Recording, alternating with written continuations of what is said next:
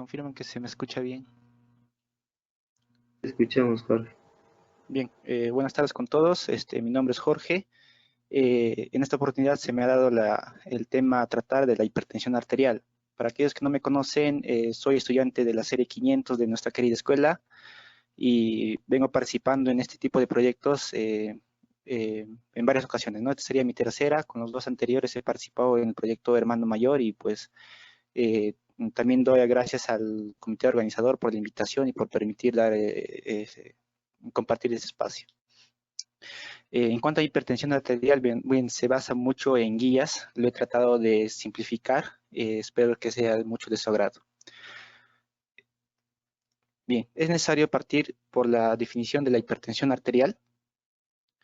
En la práctica clínica, los valores de corte de la presión arterial se toman como valores pragmáticos, en el sentido de que nos ayudan para el tema de diagnóstico y también para la elección adecuada en cuanto al tratamiento. Por eso las definiciones de la presión arterial y su determinado estadificación nos lo brindan varios guías. En este caso, las guías que les traigo vienen a ser de la Sociedad Europea de Cardiología, que su última guía fue del 2018, y de la Sociedad Americana del Corazón, que la última guía fue emitida en el 2017.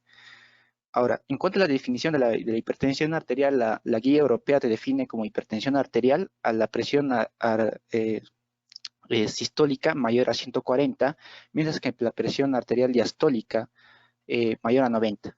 Mientras que la guía americana, la hipertensión te lo define como la presión arterial sistólica mayor o igual a 130 o la presión arterial diastólica mayor a 80. Cada guía maneja un sistema de estadificación por el cual en este caso la guía europea lo estadifica en unas presiones óptimas, normales, normal alta, que está comprendida entre 130 139 y o 80 hasta 90 milímetros de mercurio. Nos habla de 3 grados de hipertensión, grado 1, grado 2 y grado 3. ¿No? El grado 1 está caracterizado por la presión arterial sistólica de 140 a 159 y o la presión diastólica de 90 a 99.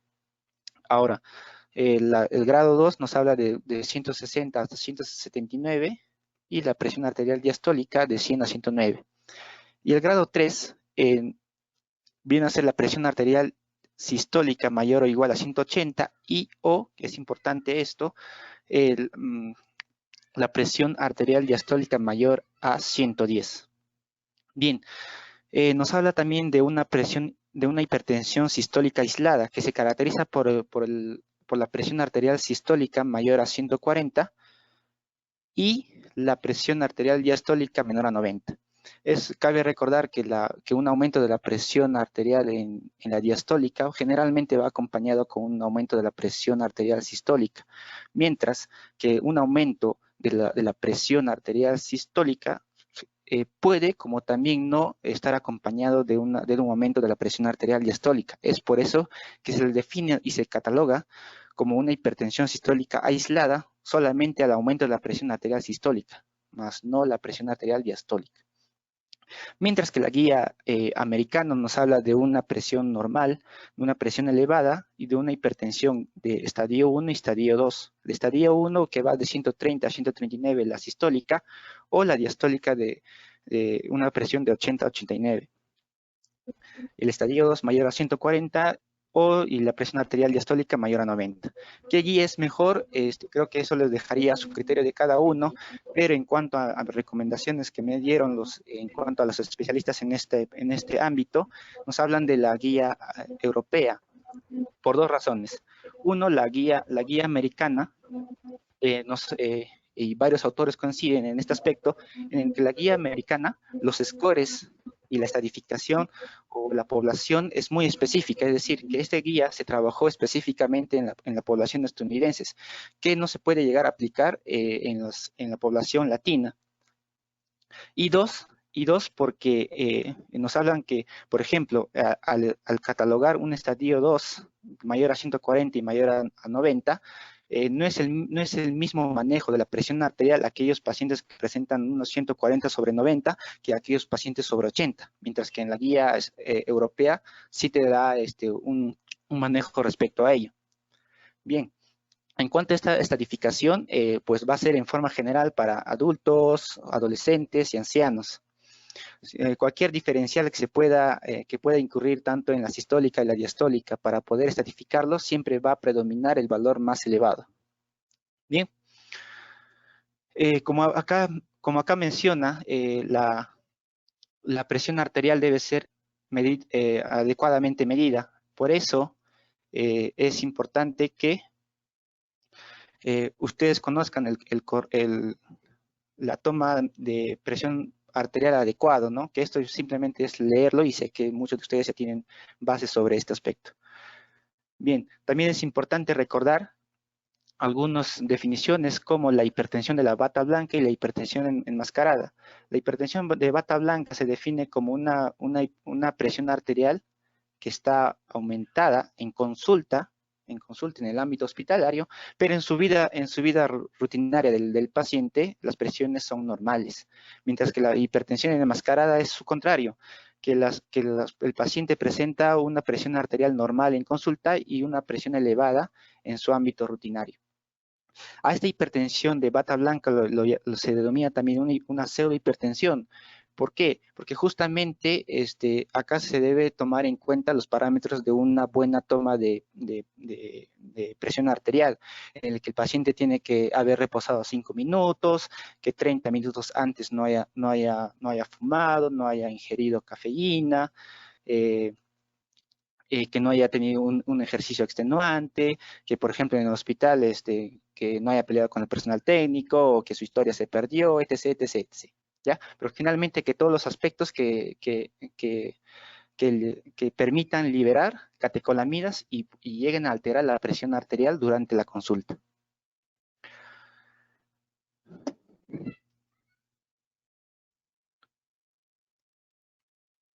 Ay, perdón. Bien. En cuanto a la prevalencia, esto lo pueden leer, simplemente quiero enfatizar en algunas cosas. Por ejemplo, es mucho más frecuente en edades avanzadas, es por eso que menciona esto. A medida que la población envejezca, que adopte un estilo más sedentario y aumente de peso, son factores de riesgo que van a mantener la prevalencia en cuanto a la hipertensión arterial, y esto tenemos que tener en cuenta. Por ejemplo, un factor no modificable que viene a ser la edad, pues todo lo vamos a presentar, no se puede intervenir mucho ahí, pero en cuanto al estilo de vida, aumento del peso corporal, son factores modificables que se pueden llegar a prevenir o disminuir los factores de riesgo en cuanto a la presentación de hipertensión arterial.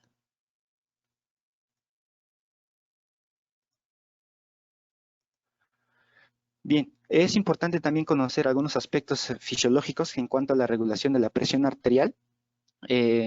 Para una buena perfusión a nivel de los órganos, a nivel sistémico, la presión arterial tiene que ser, debe ser modificado por medio de varios determinantes. Finalmente, la presión arterial se define como el gasto cardíaco por la resistencia vascular periférica, ¿ya? Ahora, si hablamos que la presión arterial está determinada por el gasto cardíaco y la resistencia vascular periférica, aquel paciente que presente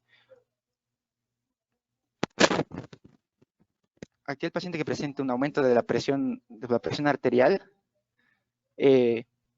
se puede llegar a bajar esta presión arterial si nosotros bajamos las resistencias vasculares periféricas o sistémicas. Si bajamos las resistencias vasculares periféricas, bajamos la presión arterial. Otro aspecto, si bajamos el gasto cardíaco, bajamos la presión arterial. ¿Por qué? Porque la fórmula es directamente proporcional. Pero ¿cómo actuamos o modificamos el gasto cardíaco? El gasto cardíaco, a su vez, se determina por la frecuencia cardíaca y el volumen sistólico de eyección. Si bajamos la frecuencia cardíaca, por ende bajamos el gasto cardíaco y bajamos la presión arterial. Mientras que la modificación del volumen sistólico de eyección, que un promedio viene a ser 55%, está determinado y modificado tanto por la precarga, tanto por la postcarga y tanto por la contractibilidad. Si hablamos de precarga, recuerden que el factor más importante viene a ser el retorno venoso, mientras que la postcarga viene a ser las resistencias periféricas. Y en la contractibilidad está determinada por la masa contráctil de los enotropos positivos y negativos. Entonces, de esa forma, nosotros podemos llegar a actuar en cuanto a la regulación de la presión arterial, ya sea disminuyendo las resistencias periféricas o el gasto cardíaco que está dado por la frecuencia cardíaca y el volumen sistólico de eyección. ¿Ya? Eso simplemente es ciencias básicas.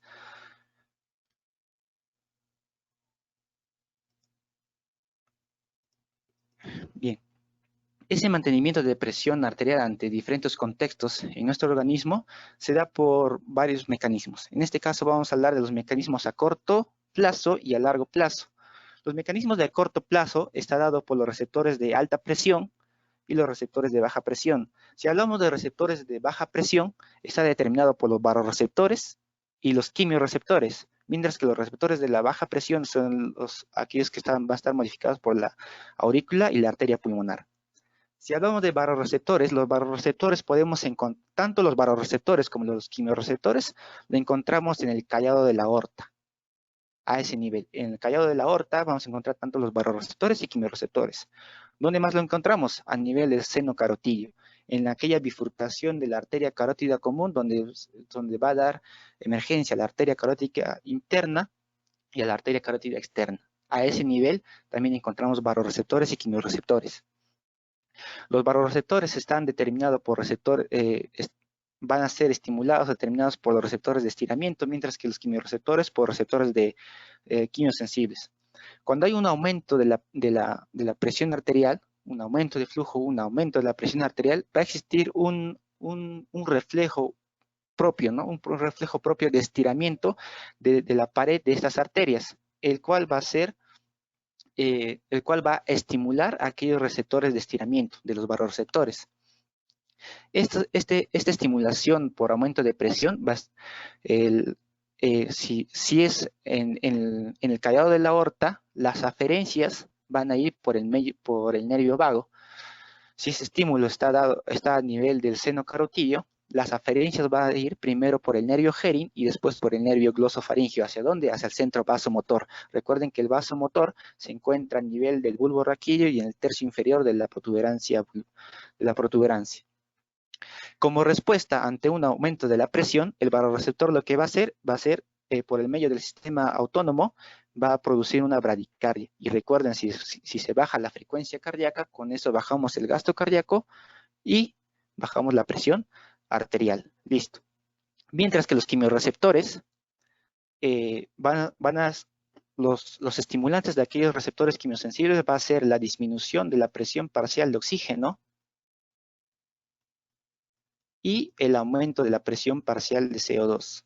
Estos son los principales estímulos para que los quimiorreceptores manden sus aferencias. De igual forma, si es del callado de la aorta, por el nervio vago, si es del seno carotidio, por el nervio Herin y hacia el nervio glosofaringio, hacia el centro vasomotor. Su respuesta por el medio del sistema autónomo va a ser la taquicardia. Recuerden que si hay aumento de la frecuencia cardíaca, va a haber aumento del gasto cardíaco y con este va a haber un aumento de la presión arterial. Listo. Los receptores de baja presión finalmente van a secretar el péptido natriurético auricular que va a estar a nivel de las aurículas y la arteria pulmonar. ¿Ya?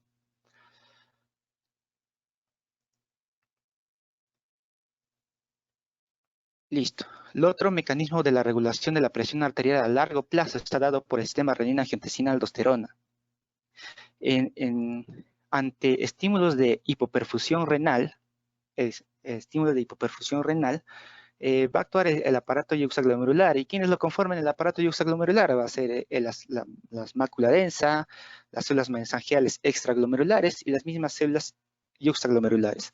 Ante una hipoperfusión renal, va a llegar a disminuir el filtrado glomerular y con esto la mácula densa va a detectar esa disminución de perfusión, va a estimular a las células yuxtaglomerulares y van a secretar renina. La renina va a ser el encargado de convertir el angiotensinógeno en angiotensina 1. El angiotensinógeno es secretado por el hígado. A su vez, la angiotensina 1 en la circulación va a convertirse en angiotensina 2 por medio de la enzima convertidora de angiotensina, la famosa ECA, que es secretado a nivel del endotelio pulmonar y renal. Esta angiotensina 2, a su vez, va a estimular a nivel suprarrenal por sus receptores AT1 para la formación y secreción de aldosterona. ¿Ya? También va a estimular la actividad simpática, la reabsorción de sodio con este agua, la tema de vasoconstricción a nivel de las arteriolas y también la secreción de ADH. Pero finalmente, lo que quiero rescatar de esta gráfica viene a ser el nivel donde van a actuar los diferentes fármacos para disminuir la presión arterial. Vamos a hablar de cinco grupos de fármacos. Uno, aquellos fármacos que van a inhibir a la enzima convertidora de angiotensina van a ser los famosos IECAs, los inhibidores de las enzimas de la convertidora de angiotensina, ¿no? Los famosos IECAs. Listo, un fármaco. Dos, aquellos que van a inhibir los receptores AT1, los receptores de la angiotensina 2, los famosos ARA2. Listo. Recuerden que por fisiología en las clases anteriores les han mencionado que la estructura gran regulador de la presión arterial viene a ser las arteriolas.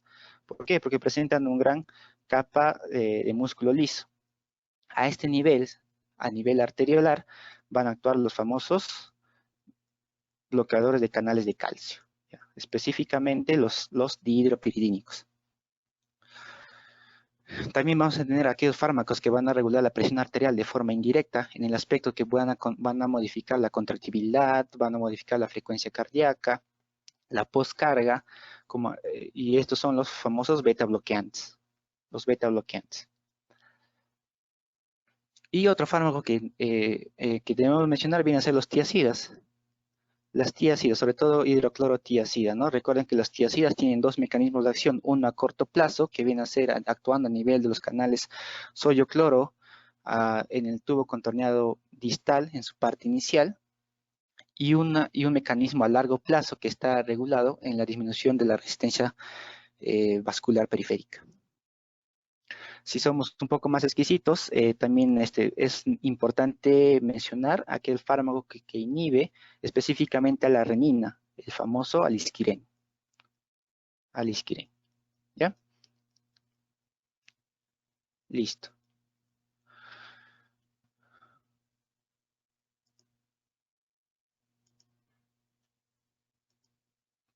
Causas de la hipertensión arterial.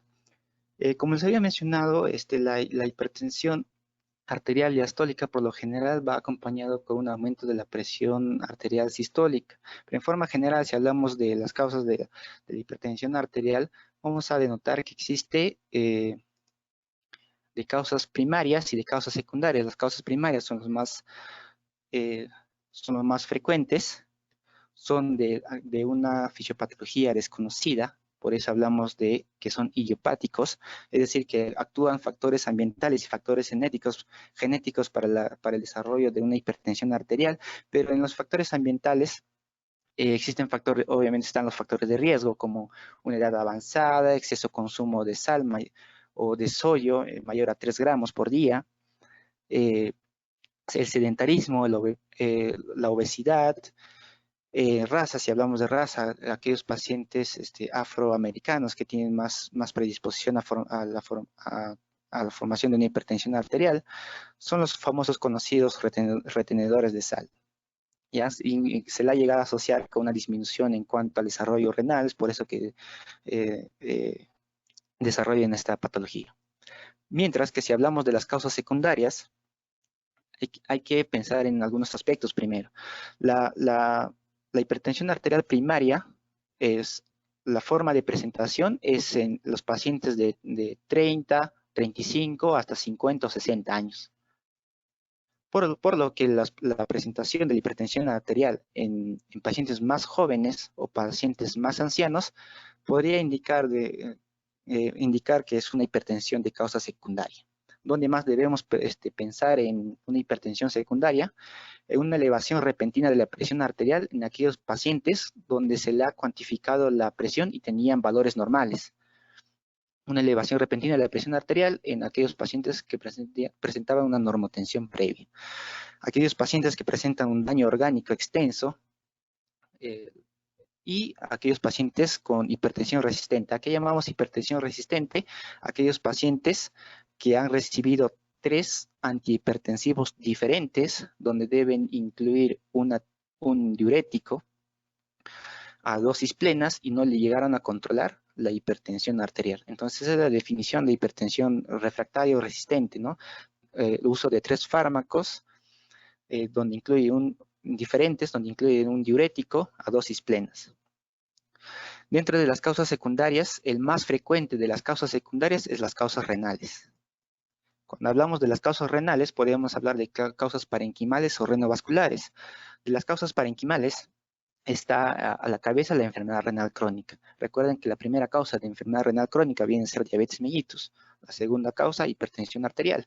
Pero también puede desarrollar las glomerulonefritis, pueden llegar a desarrollar enfermedad renal crónica, ¿no? Dependiendo si son jóvenes o adultos, que esto ya se ve en clase de renal.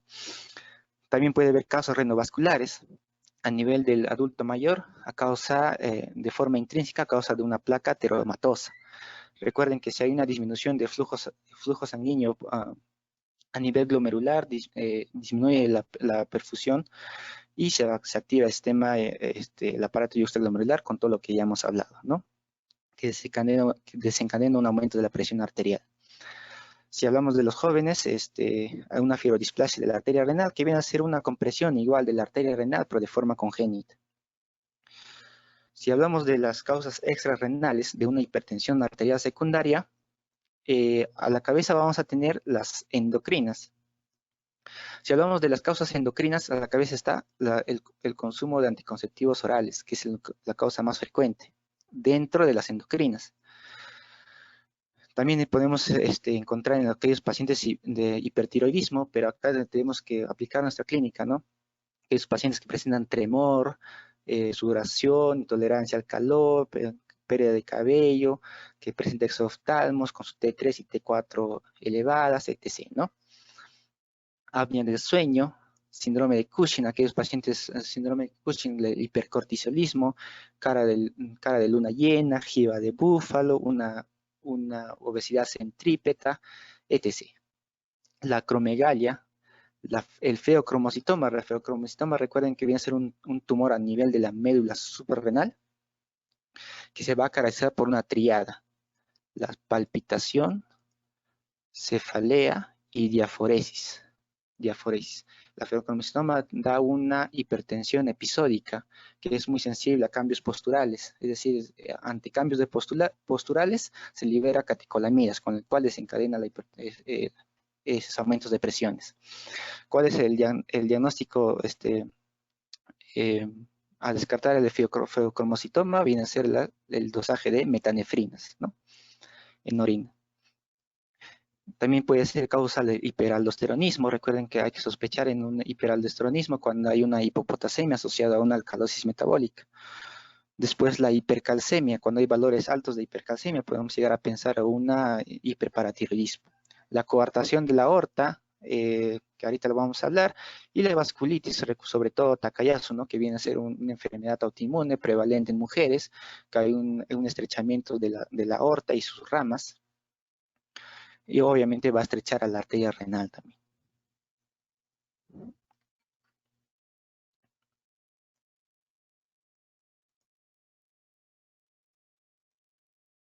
Listo, si hablamos de la coartación de la aorta, es una patología mucho más frecuente en la edad pediátrica, en los niños, pero también se puede presentar en los adultos.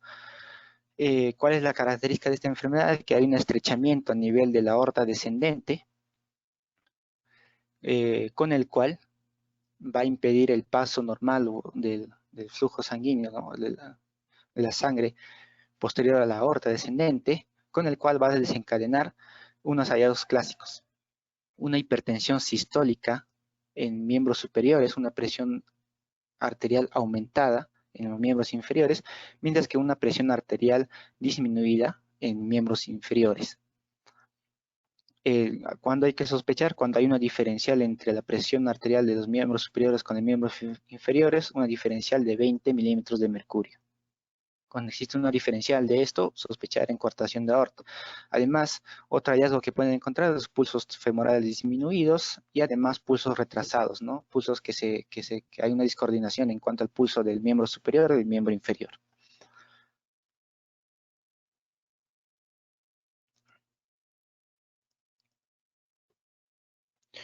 Cuando hablamos de causas de hipertensión sistólica aislada, recuerden que la definición era una presión arterial sistólica mayor a 140 milímetros de mercurio y una presión arterial diastólica menor a 90.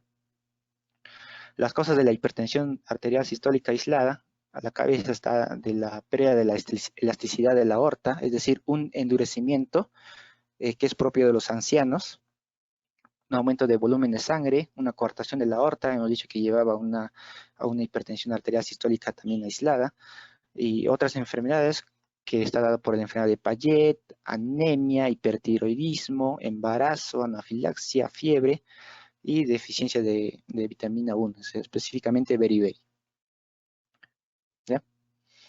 En cuanto al hipertiroidismo, esta patología lleva a elevar tanto la presión arterial sistólica como la presión arterial diastólica, pero en mayor medida, lo que más le caracteriza es que hay un aumento de la presión arterial sistólica. Listo, en cuanto a las manifestaciones clínicas, no hay mucho que hablar acá. Generalmente las clínicas es asintomática, no da síntomas hasta que exista daño orgánico. Cuando existe daño orgánico, recién se da algunas manifestaciones clínicas de acuerdo al órgano comprometido. ¿No? Los síntomas más comunes: cefalea, mareo, epistaxis, hemorragia conjuntiva. No es una enfermedad silenciosa e inespecífica. En cuanto a la confirmación diagnóstica de la hipertensión arterial, es hablar de la integración de varias mediciones de la presión arterial, es decir, repetidas mediciones de la presión arterial en varias visitas. Solo así podemos catalogar que existe un aumento sostenido de la presión arterial. Pero ¿en qué casos no debemos obviar este aspecto? Excepto en aquellos pacientes que presentan una hipertensión arterial grave, es decir, grado 3, o que lleven o comprometa daño de órgano, ¿no? Nos hablan de,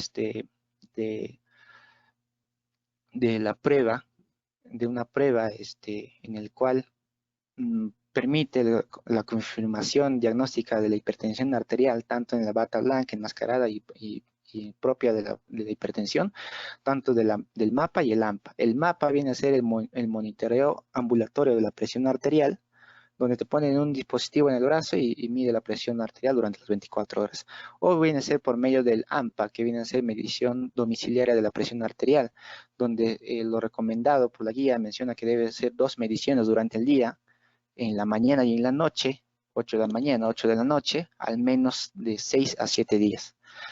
Pero finalmente el MAPA y el AMPA están especialmente recomendados para identificar la hipertensión de bata blanca y la hipertensión enmascarada. Una sospecha de hipertensión episódica. Esta hipertensión episódica u ocurrente es el famoso o caracterizado por el feocromocitoma. Cuantificar aquellos efectos de tratamiento, si realmente el paciente está yendo bien con el tratamiento, e identificar posibles efectos secundarios como la hipotensión sintomática. Si hablamos una diferenciación entre MAPA y AMPA, tiene sus ventajas y desventajas. En cuanto al MAPA, tanto el MAPA y el AMPA identifican la hipertensión arterial de bata blanca y la hipertensión enmascarada. El MAPA tiene un mejor potencia pronóstica respecto al AMPA. Este permite las mediciones nocturnas, ahorita vamos a hablar sobre eso. Y la desventaja de viene a ser que es un método muy costoso y poco accesible, ¿no? Mientras que el MAP es mucho más accesible, pero no registra la presión arterial nocturna. ¿Ya?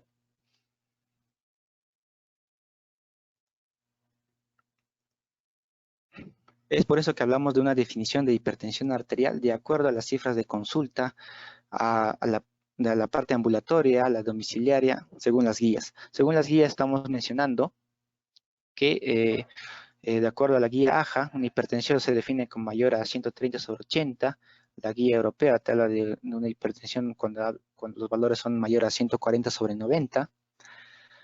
En cuanto al registro domiciliario, es decir, el AMPA, hablamos de una hipertensión cuando el promedio de todas las presiones medidas es mayor a 130/80 y para la guía europea es de 135/80.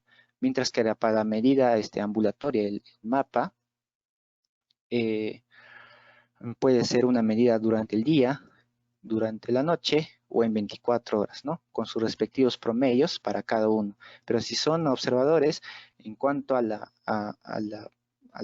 promedio de presión nocturna, los valores están, si los llegásemos a clasificar dentro de la estratificación, los valores mencionados acá entran dentro de los parámetros normales. Entonces, ¿por qué se cataloga como una hipertensión? Esto viene a ser que en base a la fisiología es recordar simplemente que durante la noche, cuando el paciente duerme, eh, existe una reducción del 10 al 20% de la presión cuando una persona llega a dormir. Aquellos pacientes que no presentan esta disminución normal fisiológica de la presión arterial se le ha asociado como un aumento en cuanto a riesgos cardiovasculares, en cuanto a riesgos a nivel del cerebro, retina, etc., ¿no? Dentro de las complicaciones propias de la hipertensión arterial. Es por eso que a estos niveles se les considera también hipertensión, ¿no? Cuando se hace una monitorización ambulatoria nocturna.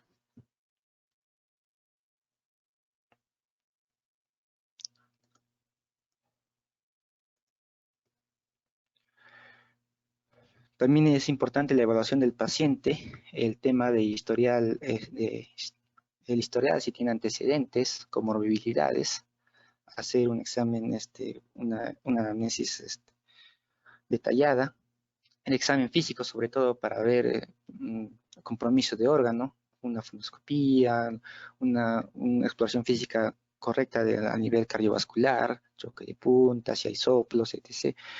A nivel renal, la palpación, sobre todo para descartar poliquistosis, que también puede predisponer a hipertensión. También si hay un soplo a nivel de la arteria renal.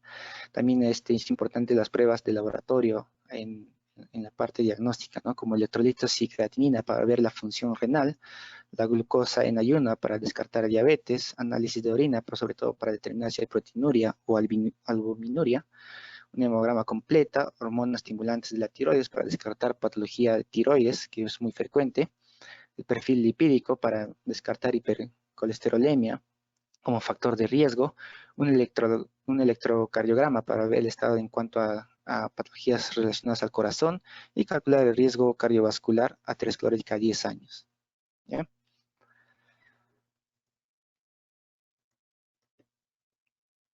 Cuando hablamos de las complicaciones de la hipertensión arterial, nos basamos en 4 órganos: corazón, cerebro, riñón y retina. ¿Ya? El corazón de la hipertensión, la principal complicación que va a dar una hipertensión en cuanto al corazón va a ser la hipertrofia del ventrículo izquierdo de forma concéntrica. Recuerden que la hipertensión arterial va a haber un aumento de las resistencias vasculares, y si hay un aumento de las resistencias vasculares, el ventrículo izquierdo, al compensar, al tratar de vencer las resistencias periféricas, va a trabajar más. Y como todo músculo que trabaja más, empieza a engrosarse. A eso lo vamos a llamar hipertrofia. En este caso, el ventrículo izquierdo. La más frecuente, la concéntrica. ¿Cómo descarto esta complicación? Es por medio de un electrocardiograma. Por medio de un electrocardiograma, recuerden que debemos aplicar el criterio de Sokolov, donde se define, donde debemos sumar la onda S en V1 y en V2 más la onda R en V5 o o V6, ¿no? Eso nos tiene que dar un mayor a 35 milímetros, que es sugestivo de una hipertrofia del ventrículo izquierdo. Además, el eje para dónde va a estar. Al haber al haber masa muscular en el ventrículo izquierdo, el eje va a ir hacia la izquierda, ¿no? El eje va a ir a la izquierda, es decir, el eje normal es de menos 30 hasta 90, otros lo consideran hasta 110. Entonces, los valores negativos nos van a indicar eje desviado a la izquierda, ¿no? Menor a 30, menores a 30, a menos 30, menos 40, menos 50. Ahora, una hipertrofia de ventrículo izquierdo, ¿cómo nos puede desencadenar un infarto agudo de miocardio? Al haber mayor músculo, es normal que requiera mayor perfusión.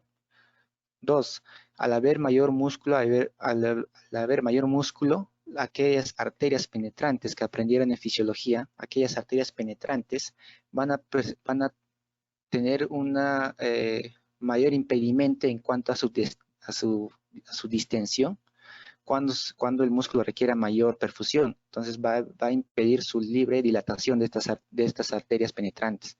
Y tres, va a haber una compresión a nivel de las capilares endocárdicas. Todo esto va a desencadenar una cardiopatía isquémica y pues con su consecuente un infarto agudo de miocardio. Bien, en cuanto a la insuficiencia de fibrilación auricular, lo explicamos con este gráfico. Bien, una hipertrofia del ventrículo izquierdo, al ser de forma concéntrica, reduce del espacio a nivel de su cavidad. Por ende, se va a traducir como una alteración diastólica, es decir, que el volumen telediastólico va a ser menor. Esta alteración en la diastólica va a ser un aumento de presiones en cuanto al llenado del ventrículo izquierdo. Si hay aumento de presiones para el llenado del ventrículo izquierdo, el que va a trabajar más va a ser la aurícula izquierda. A diferencia de las ventrículos, los aurículas no desarrollan hipertrofias, sino desarrollan dilataciones. Si una aurícula izquierda desarrolla dilataciones, puede haber alteración en cuanto a la despolarización, retrasos en la despolarización, una distensión puede desencadenar la activación de focos ectópicos y van a predisponer a la arritmia más asociada con la hipertensión arterial, que viene a ser la fibrilación auricular. ¿Ya? Ahora, el aumento de las presiones del llenado del ventrículo izquierdo van a ser finalmente una alteración contráctil, con esto una disfunción sistólica. Una disfunción sistólica se va a traducir en una dilatación y con su consiguiente un desarrollo de insuficiencia cardíaca. Y si hablamos de insuficiencia cardíaca, las causas de la insuficiencia cardíaca, la cabeza está la cardiopatía isquémica, la hipertensión y también están las valvulopatías. Bien. Los factores de riesgo cardiovasculares con los que se ha llegado a asociar son factores que están relacionados con la palabra T. Factor de riesgo, el tabaco, si es actualmente, o si actualmente fuma o ha fumado en el pasado, viene a ser un factor de riesgo cardiovascular. La misma hipertensión es un factor de riesgo cardiovascular por la alteración estructural que hemos visto. El sedentarismo, la diabetes mellitus, la hipercolesterolemia, el sobrepeso u obesidad, y actualmente, en la guía actual la guía europea nos habla del ácido úrico. ¿Ya? Otro daño orgánico causado por hipertensión es a nivel del cerebro. Si hablamos de la hipertensión a nivel cerebral, predispone al desencadenar los ACVs isquémicos y los ACV hemorrágicos. Recuerden que los ACV isquémicos son los más frecuentes, hasta en un 80%, y los ACV hemorrágicos hasta un 20%. Pero específicamente la hipertensión arterial va a contribuir un factor de riesgo más en la parte hemorrágica, porque van a romper aquellas microaneurismas de los famosos arterias lentículas estriadas de Charcot y Burchat. Por ende, el lugar donde mayormente afecta una CV hemorrágica causada por hipertensión arterial va a ser a nivel de los cuerpos estriados. Más específico, a nivel de putamen. En segundo lugar, caudado. ¿Ya? Entonces, primera afectación a nivel de putamen y segundo es caudado. El síntoma típico de la hipertensión viene a ser una cefalea occipital que se llega a ver a unos aumentos de presiones arteriales considerables. Otro que deben llegar a recordar viene a ser el daño a nivel de la retina. Y es solamente recordar la clasificación de Kate Wagner, donde nos habla de 4 estadios. El estadio 1, que se da por una vasoconstricción arteriolar, donde se encuentra una diferencia de calibre, una relación entre arterias y vena de 1 a 3, ¿no? De 1 a 3 e incluso de 1 a 2. Listo. Grado 2, aquello que se caracteriza como las cruces arteriovenosas. El grado 3, causado por exudados y microhemorragias. Y el grado 4, papiledema. Grado 1 y grado 2 son afecciones crónicas, mientras que el grado 3 y grado 4 son afecciones agudas, aquellas con las que se va a considerar una emergencia hipertensiva.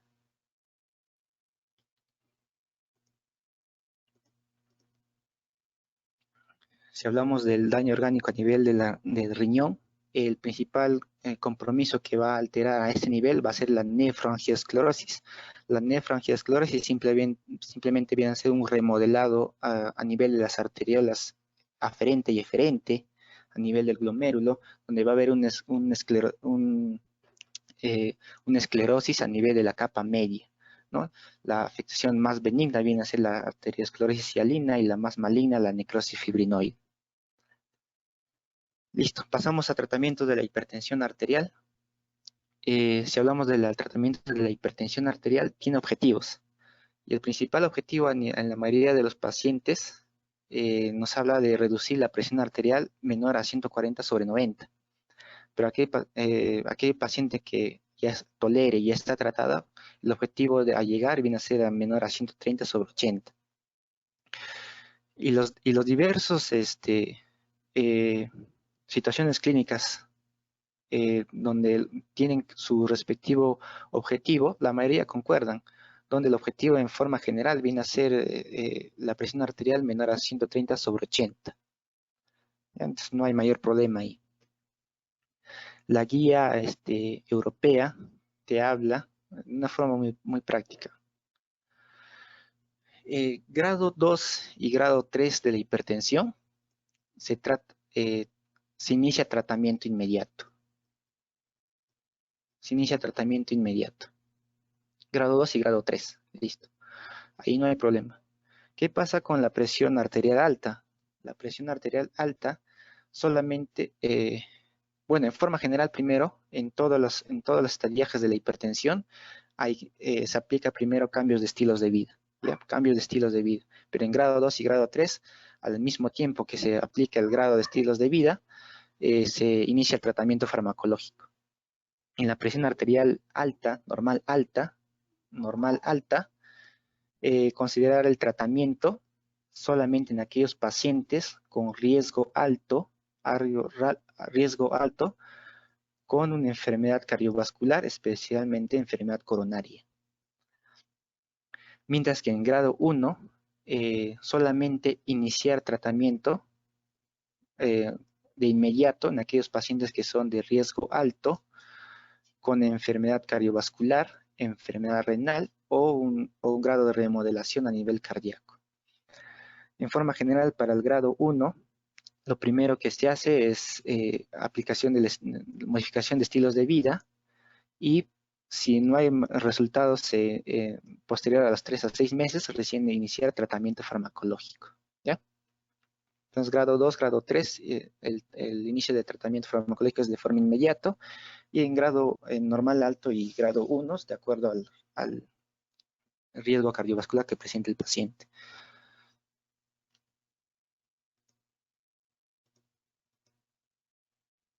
Bien, esto es en cuanto a la guía americana, ya lo pueden revisar. Le voy a dejar las diapositivas. Y en cuanto a las medidas generales que vienen a ser los cambios de estilos de vida, Dentro de las medidas generales está la restricción de sal en la dieta. Cuando hablamos de restricción de sodio, la guía te menciona menor a 2 gramos por día. Pero si hablamos de la sal, te habla de menor a 5 gramos por día. Son dos cosas distintas, ¿no? Pero en forma general, esa reducción, ese cambio de estilo de vida, aporta una hipertensión a la reducción de 5 a 6 milímetros de mercurio. La suplementación de potasio, el factor o el cambio de estilo de vida más importante dentro de la hipertensión viene a ser la pérdida de peso. Porque el pérdida de peso se ha asociado a por cada kilo que se reduce, cada kilo de reducción del peso, contribuye a la reducción de 1 milímetro de mercurio. Pero en forma general, habla que por 10 kilogramos de peso perdido, contribuye a una disminución del 5 milímetros de mercurio en pacientes hipertensos. ¿Ya? En cuanto a la dieta DASH, la dieta mediterránea, rico en frutas, en verduras, en bajo sal, ejercicio aeróbico, sobre todo el ejercicio aeróbico al menos 30 minutos, también se tiene buena respuesta en cuanto a la disminución de la presión arterial en pacientes hipertensos, en un promedio de 5 a 8 milímetros de mercurio. Entonces, factores muy importantes que vienen a ser la pérdida de peso, la reducción de la sal y el ejercicio aeróbico. ¿Ya? Son aquellas modificaciones de estilos de vida donde a todos los pacientes en todos los estadías se debe aplicar.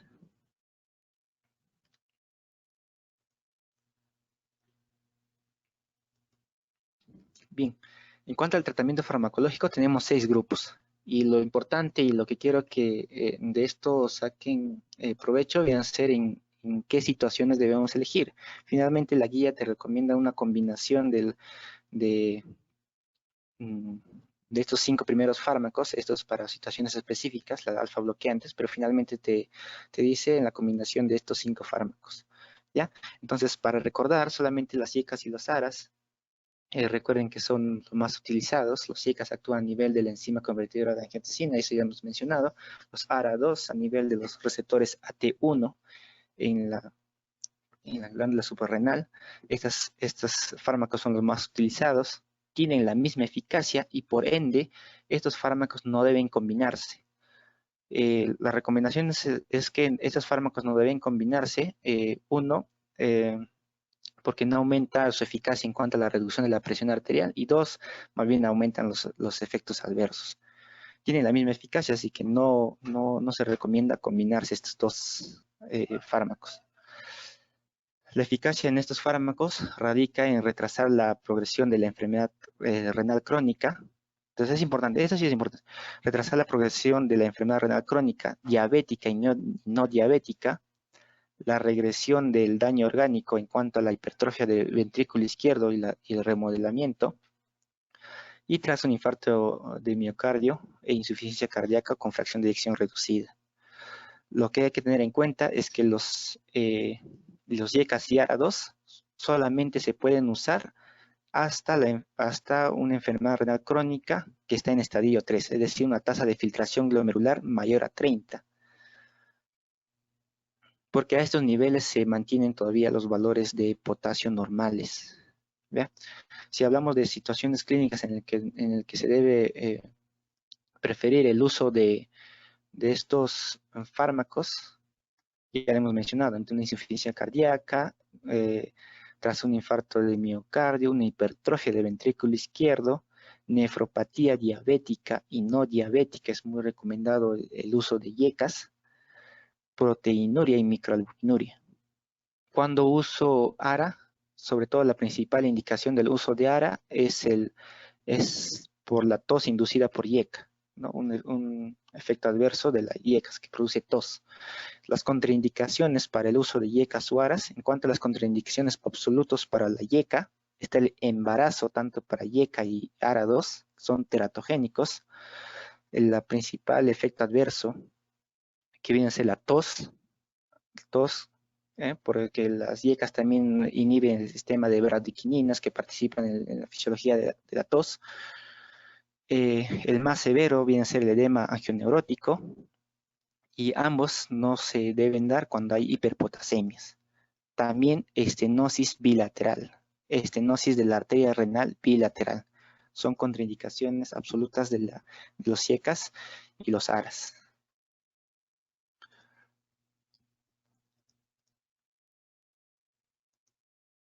En cuanto a los antagonistas de calcio, vamos a tener los dihidropiridínicos y los no dihidropiridínicos. Los dihidropiridínicos actúan a nivel de las arterias periféricas, los no dihidropiridínicos actúan a nivel del tejido muscular, los tejidos.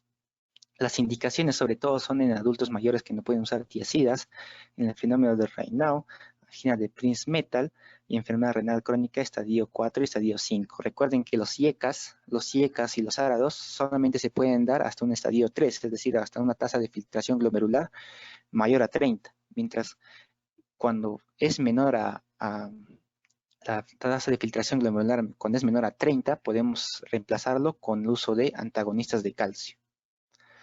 Las contraindicaciones, en forma general, viene a ser cualquier grado de bloqueo auriculoventricular y las bradicardias. ¿Bien? Sobre todo bloqueo auriculoventricular de segundo y tercer grado. Los diuréticos, en este caso nos habla de los diuréticos, sobre todo los tiazídicos y los análogos de tiazídicos como la clortalidona y la indapamida. De elección va a ser el adulto mayor, el afroamericano y aquellos pacientes que presentan osteoporosis porque disminuye la pérdida de calcio. Las contraindicaciones vienen a ser la gota, ¿no? La principal contraindicación para el uso de tiazidas viene a ser la gota.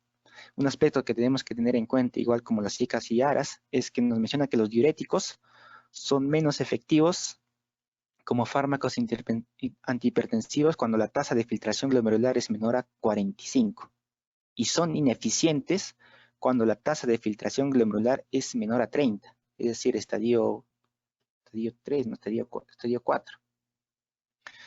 La memotecnia, para que se puedan recordar, es la siguiente, ¿no? Que yo lo llego a usar. No existen tías menores de 40, ¿no? Con promedio. Si usamos un promedio de este, es una tasa de filtración glomerular de 40. Entonces, la memotecnia sería, no existen unas tías menores de 40. Entonces, es importante tener en cuenta. Si aquel paciente presenta valores menores a esto, a la tasa de filtración glomerular menores a 30, la guía recomienda usar diuréticos de ASA, tipo furosemida o torasemida. Beta bloqueadores. Los beta bloqueadores sobre todo tienen unas indicaciones muy específicas, como la angina sintomática, el control de la frecuencia cardíaca, un infarto de miocardio reciente, una insuficiencia cardíaca con fracción de eyección reducida, hipertiroidismo y migraña. Las contraindicaciones son aquellos pacientes con asma o EPOC, al igual que los bloqueadores de canales de calcio, también tienen contraindicaciones en bloqueo auriculoventricular de segundo y tercer grado, y las bradicardias, ¿no? Sobre todo el bisoprolol, carvedilol y nebivolol tuvo una gran eficacia, sobre todo en aquellos pacientes con insuficiencia cardíaca. En cuanto al algoritmo de tratamiento farmacológico en forma general, nos habla de un tratamiento combinado, el uso de dos fármacos diferentes como terapia inicial en la mayoría de los pacientes. Antes en las guías se mencionaba del uso de monoterapia, pero en la actual guía nos habla de un tratamiento combinado, porque el tratamiento combinado nos habla que es más seguro y bien tolerado. Incluso a un tratamiento combinado a dosis bajas es mucho más efectivo que el tratamiento de monoterapia. Se ha demostrado que cuando el tratamiento de monoterapia no es suficiente para disminuir la presión arterial, el aumento de dosis no es muy efectivo para la reducción de la presión arterial, que más bien aumenta el riesgo de efectos adversos. Pero hay unas indicaciones específicas para el uso de monoterapia. La monoterapia podemos usar en la hipertensión grado 1 con aquellos pacientes con bajo riesgo. Se define como paciente de bajo riesgo aquellos pacientes que no tienen factores de riesgo, como lo que hemos mencionado, ¿no? Uso de tabaco, hipercortisolismo, diabetes, mientras que también es indicado la monoterapia en aquellos pacientes que presentan presión arterial normal alta y factor de riesgo muy alto, es decir, que haya compromiso renal, diabetes mellitus o factores de riesgo cardiovasculares, ¿no? Pero el algoritmo en forma general hemos dicho que es una terapia combinada. El esquema recomendado viene a ser un ARA2 más un YECA, ARA2 o YECA, más un calcio antagonista o un diurético tipo tiazida. ¿Bien? Puede ser un YECA con un calcio antagonista, puede ser un YECA con un tiazida, o puede ser un ARA con los que ya hemos mencionado, ¿no? Esa es una terapia dual, si no responde a terapia dual, hacemos triple terapia donde usas YECA o ARA asociada a un bloqueador de canales de calcio y un diurético de tipo tiazídico. Si no responde a eso, hablamos de una hipertensión resistente o refractaria. Hemos mencionado más antes que la hipertensión refractaria se define como aquel paciente que ha recibido 3 fármacos diferentes, donde incluye un diurético a dosis plenas, ¿no? Y no controle la presión arterial. La guía te recomienda agregar espironolactona o en su defecto otro diurético o alfa bloqueador o beta bloqueador. Entonces solamente recordar acá que los beta bloqueantes tienen unas indicaciones específicas que también se puede combinar con bloqueadores de calcio o diuréticos. Las indicaciones les recuerden que era insuficiencia cardíaca, una angina asintomática, un infarto de miocardio agudo, o aquellos pacientes embarazadas que no pueden recibir YECAS o ARAS.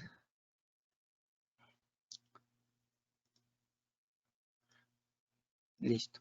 Existen consideraciones para una terapia individualizada de la hipertensión en fármacos antihipertensivos, y eso es creo que lo más relevante de esto.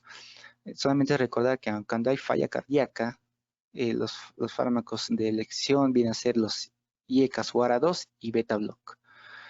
Cuando es un infarto un infarto miocardio reciente, también los fármacos de elección vienen a ser YECAS o ARAS y beta block. Cuando hay enfermedad renal crónica, ya sea diabética o de causa no diabética, los fármacos de elección vienen a ser YECAS o ARA2. Y las indicaciones específicas para beta bloqueantes, recuerden, solamente eran angina sintomática, fibrilación auricular o un flúter auricular, ¿no? Que los fármacos de elección vienen a ser los beta bloqueantes. Para la hiperplasia prostática benigna, los alfa bloqueantes, prazosina, trazosina o tamsulusina. Para el hipertiroidismo, beta bloqueantes. Para la migraña, beta bloqueantes. Osteoporosis, la elección viene a ser las tiazídicas, le hemos mencionado. Y para enfermedad de Raynaud, los bloqueadores de canales de calcio, específicamente los dihidropiridínicos. Ya son consideraciones específicas en cuanto a la elección de los fármacos antihipertensivos.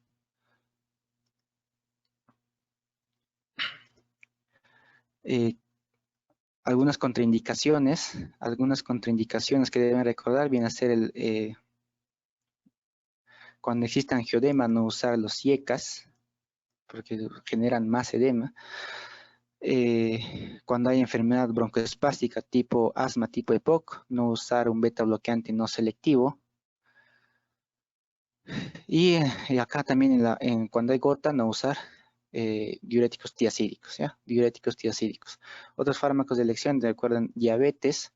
En pacientes diabéticos, el fármaco de elección viene a ser YECAS. Pacientes diabéticos asociados con enfermedad renal crónica, con proteinuria o albinuria, también los YECAS.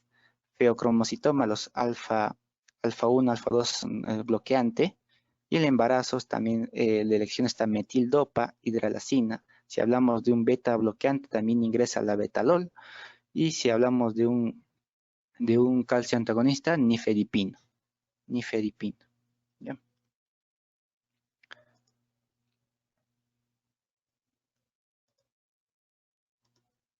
Si no hay una pregunta hasta el momento, para pasar a crisis hipertensiva, simplemente esto es rápido.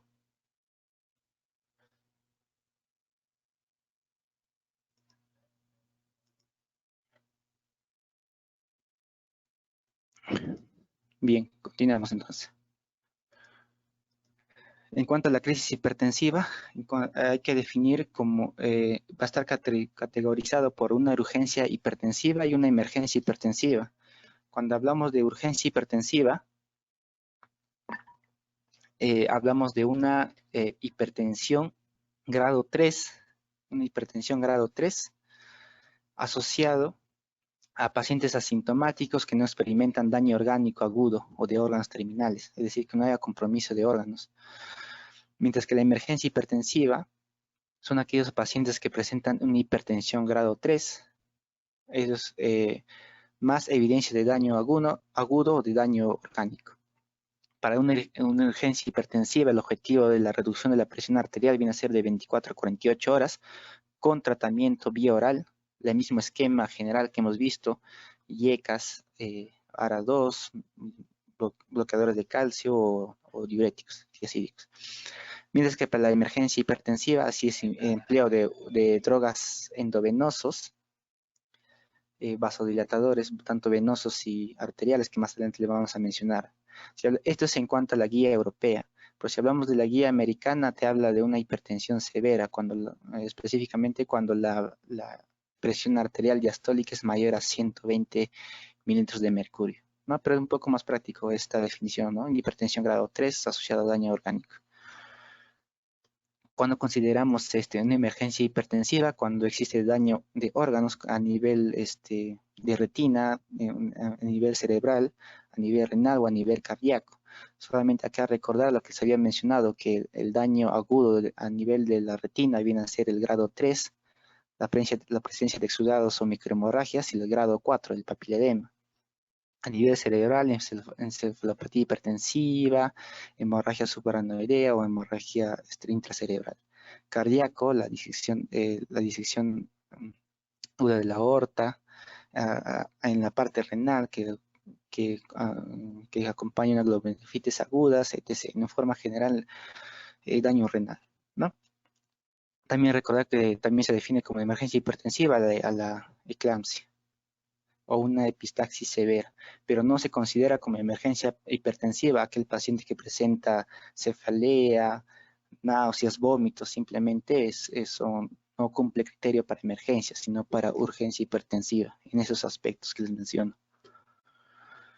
Los fármacos en cuanto a las emergencias hipertensivas y la reducción de la presión arterial están detallados acá. Cuando hablamos de una hipertensión maligna, reducir en varias horas, reducir la presión arterial media de 20 a 25% usando estos fármacos. Dentro de estos, solamente enfatizar en cuanto a la disección de la aorta, en el cual es la única indicación en la cual la reducción de la presión arterial sistólica debe ser menor a 120 milímetros de mercurio, con una frecuencia menor a 60, mayor a 60 latidos por minuto. Lo resto está especificado acá, ya lo pueden revisar. Y los fármacos de elección, pues ahí están, ¿no? Los endovenosos, nitroglicerina, nitroprusiato, entre otros. Si hablamos de nitroglicerina y nitroprusiato, son vasodilatadores, tanto venosos y arteriolares, que actúan a nivel de la síntesis del óxido nítrico sintetasa. ¿Cuál de estos es el fármaco más potente antihipertensivo? El nitroprusiato. Pero el nitroprusiato tiene un metabolito que viene a ser el tiocianato. El tiocianato, un exceso de este metabolito contribuye a la falla renal. Es por eso que es una de las contraindicaciones cuando hay falla renal. No usar furosemida de rutina. La furosemida solamente se usa cuando hay compromiso o un edema agudo de pulmón de origen cardiogénico. Si no hay alguna pregunta, para pasar a las preguntas.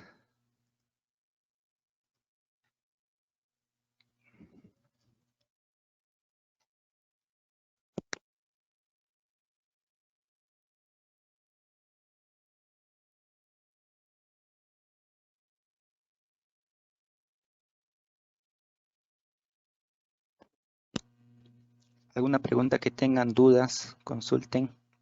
Chicos, los que tienen alguna duda de la ponencia pueden hacerlo mediante activando su micro o escribiendo por el chat.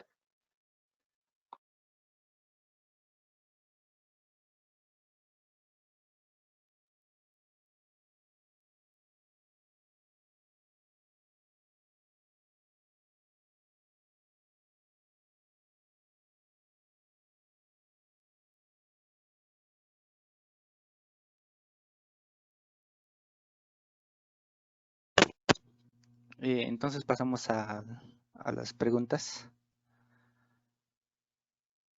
Primera pregunta, ¿no? La presión arterial depende de varios factores. ¿Cuál de los siguientes baja el gasto cardíaco?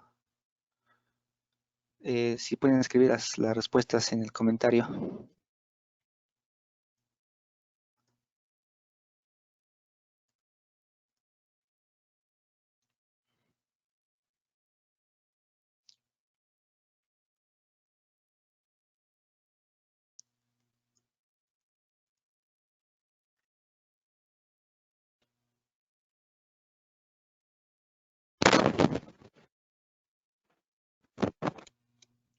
Bien, ¿alguna respuesta?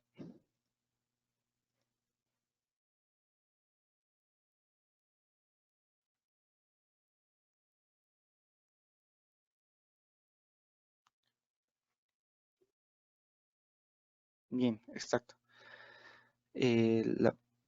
Aumento de la poscarga 4, ¿no? Entonces, si vemos en cuanto a la presión arterial, qué factores dependen para que el gasto cardíaco baje. Recuerden, si hay un aumento de la precarga, aumenta el gasto cardíaco. El aumento de contractibilidad también contribuye al aumento del gasto cardíaco. La frecuencia cardíaca, el gasto cardíaco está determinado por la frecuencia cardíaca multiplicado por el volumen sistólico de eyección. Si aumenta el gasto cardíaco, aumenta la frecuencia cardíaca, aumenta el gasto cardíaco. El aumento de volemia aumenta la precarga, aumenta el volumen sistólico de eyección y con esto el gasto cardíaco, ¿no? Entonces la respuesta sería el aumento de la poscarga. ¿No?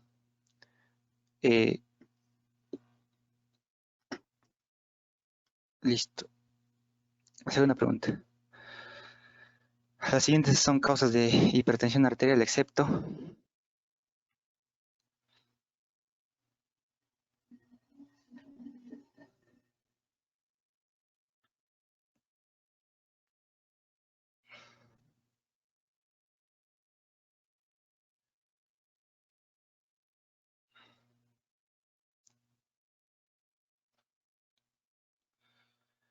alguna respuesta que tengan ahí.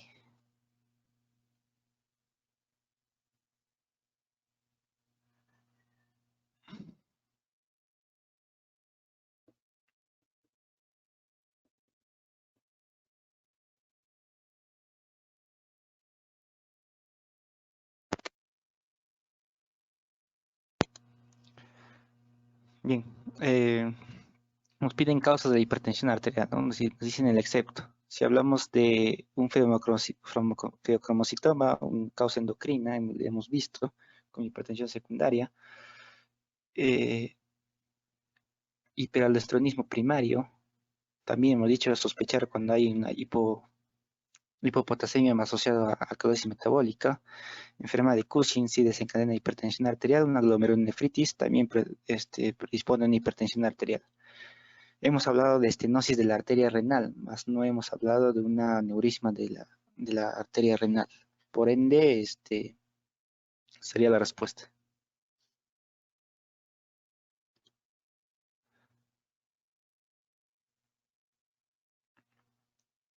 En esta pregunta, ¿alguna respuesta que den?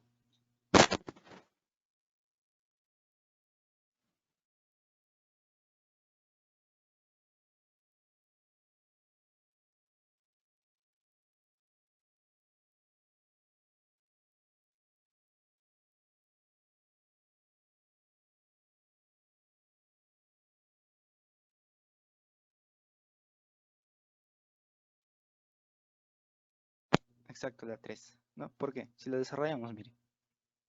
Paciente, ¿cuál es el antihipertensivo de elección de una mujer de 60 años asmática, con crisis de gota, tensión arterial de 158/90 y estenosis de la arteria renal sobre el riñón, ¿no? Si somos, si queremos responderlo de forma rápida, si nos damos cuenta, la tensión arterial es mayor a 100, no, es mayor a 140, es mayor a 140 y en 90, que entre en rangos de una presión arterial sistólica aislada. Y el fármaco de elección para una hipertensión sistólica aislada viene a ser los calcio antagonistas. Pero si queremos desarrollarlo, pues mira, es un paciente mujer, añosa, asmática. Si es asmática, no podemos dar beta bloqueantes no selectivos, entonces por ende descartamos. Presenta crisis de gota, hemos dicho, cuando hay un paciente con crisis de gota está contraindicado dar diuréticos, sobre todo las tiacidas, diurético-tiacídicas, como nos habla en forma general, descartamos. Y además está asociado a estenosis de arteria renal. Las contraindicaciones del uso de YECAS y ARA2 es justamente la estenosis de la arteria renal, ¿no? Por ende, la respuesta sería calcioantagonistas. Y esto es la última pregunta. Última pregunta. ¿Tiene una respuesta?